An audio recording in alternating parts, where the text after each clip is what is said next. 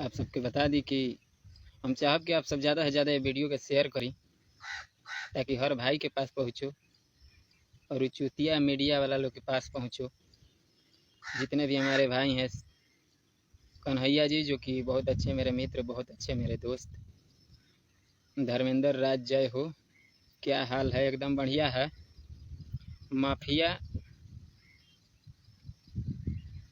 त्रिलोक यादव जी, क्या क्या भाई, हम चाहेंगे कि आप सब थोड़ा, सुनील लाल सुंदर जी वाचिंग कर रहे हैं, चंदन प्यारे जी hello hello hello, Ranjan Lal Yadav good morning, चंदन प्यारे गुड मॉर्निंग भैया। आप सबसे हम चाहेंगे कि रिक्वेस्ट कर रहे हैं और हम चाहब कि भोजपुरी में बतियाएं, कहे कि हिंदी हमारे उतना आवेला ना, ठीक ना। तो विशेष आज बड़ा दुख के साथ हमारा लाइव आवे के पड़ल है। एगो गाना आइल बा देवरा ढोड़ी चटना बा। आप सब ज़्यादा से ज़्यादा वीडियो के शेयर करी थोड़ा ताकि हर भाई के पास पहुँचो।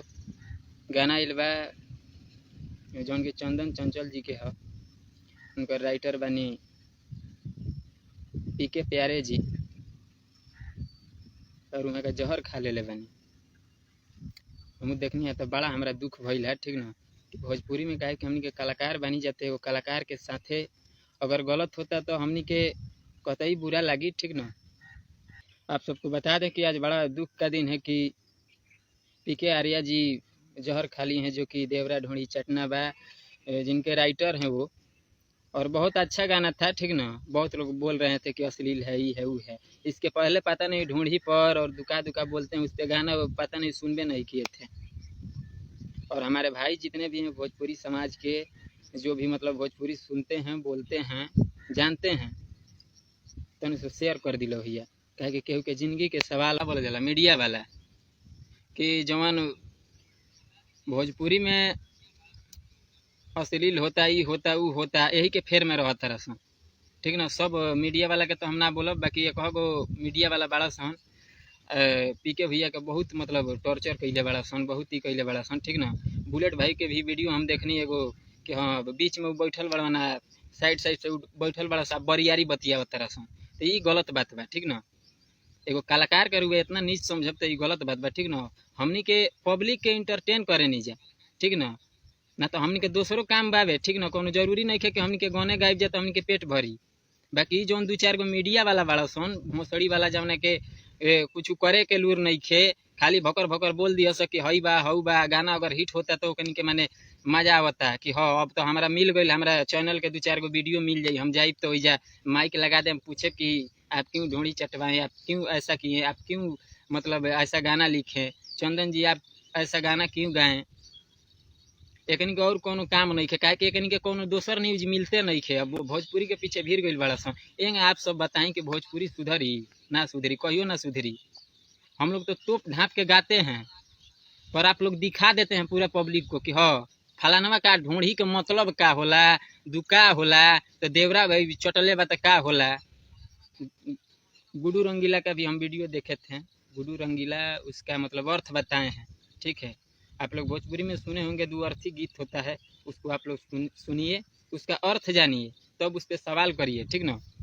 पर ये गलत बात है, ठीक ना। हमको बड़ा दुख लगा कि हम लोग के बीच रहने वाले कलाकार अगर आत्महत्या करने लगे, जहर खाने लगे, हॉस्पिटल में जाने लगे। आप लोग ऐसा करिएगा तो हम भी जाने लगेंगे किसी दिन, तो ऐसा मत करिए, ठीक ना।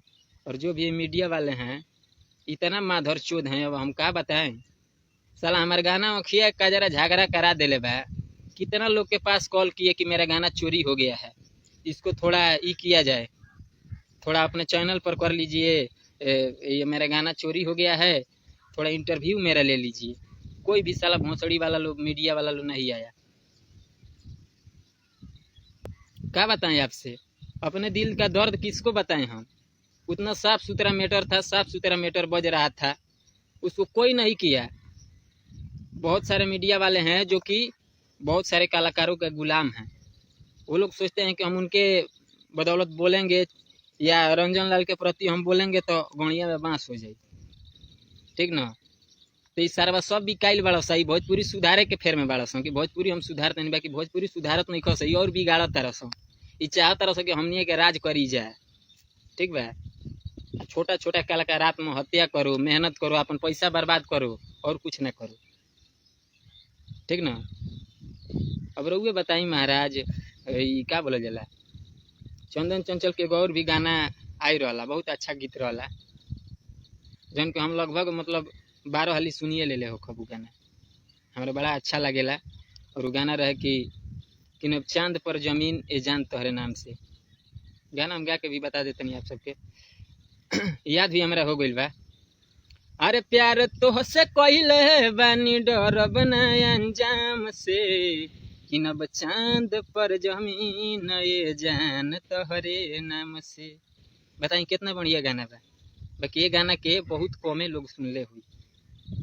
में कलाकार के दोष बा, आप सब बताई, इनमें कलाकार के बिल्कुल दोष नहीं खे। और मीडिया वाला जितना भी भाई बाड़न, ठीक ना, कम से कम कोनो भी इंटरव्यू ले जाला, केहू के टॉर्चर ना कइल जाला, हमनी के कलाकार हो जाए, केहू के नौकर ना हो जाए, ठीक ना। हमनी के आप सबके इंटरटेन करे खातिर हमनी के गाई ले जाए चाहे बजाई ले जाए, ठीक ना। प्यार मिलेला, दुलार मिलेला, आशीर्वाद मिलेला, तो हमनी को वही से मन गदगद रहेला। कितना रुपया कमाई ले जाए हमनी के तो जानते बन जे, ठीक ना। भाई तारा के चिन्हत तनी तो अच्छा लगेला, हाँ कम से कम चिन्हत तो बाड़ा। ये सब आप सबके ध्यान देवे के बा। लड्डू जी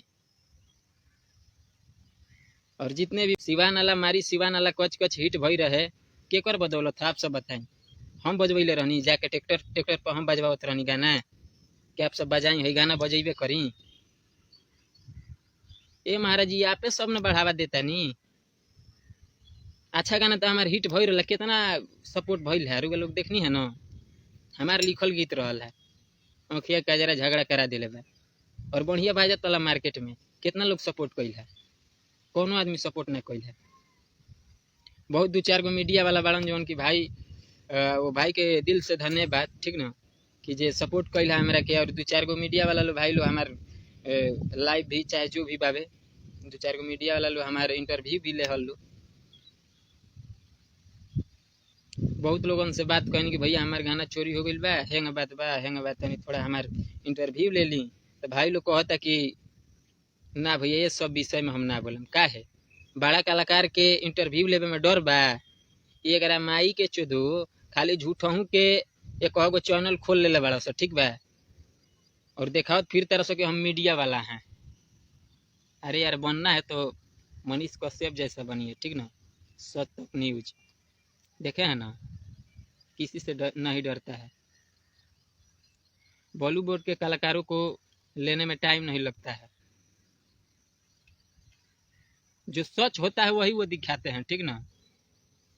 पर ये लोग बस अपने पेट के फेर में है। ये गाना कोई हिट हुआ उसके पीछे पड़ जाएगा लोग कि ये अर्थ, इसका मतलब क्या हुआ, उसका मतलब क्या हुआ। यार क्या है बताइए आप सब।